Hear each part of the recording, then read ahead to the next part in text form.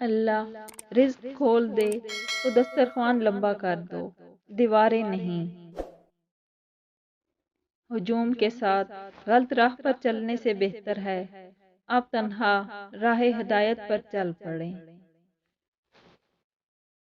جیسے آپ کے کچھ گناہ صرف آپ کے اور رب کے درمیان ہیں، ایسے ہی کچھ نیکیاں بھی ہونی چاہیے۔ نماز مٹی کے انسان کو سونا بنا دیتی ہے۔ تصور تو پھر تصور ہے، اللہ کن فرما دے تو حقیقتیں بدل جاتی ہیں۔ حضرت علی رضی اللہ تعالیٰ عنہ نے فرمایا، بدلہ لینے والوں سے مت ڈرو، ہمیشہ معاف کرنے والوں سے ڈرو، کیونکہ ان کا بدلہ اللہ لیتا ہے۔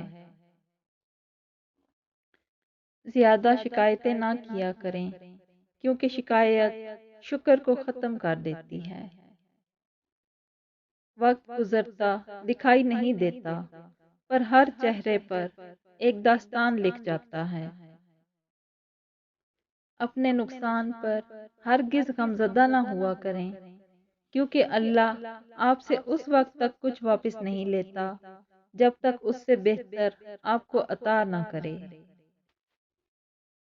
اگر تم اس وقت مسکرا سکتے ہو جب تم پوری طرح ٹوٹ چکے ہو، تو یقین جانو کہ دنیا میں تمہیں کبھی کوئی توڑ نہیں سکتا۔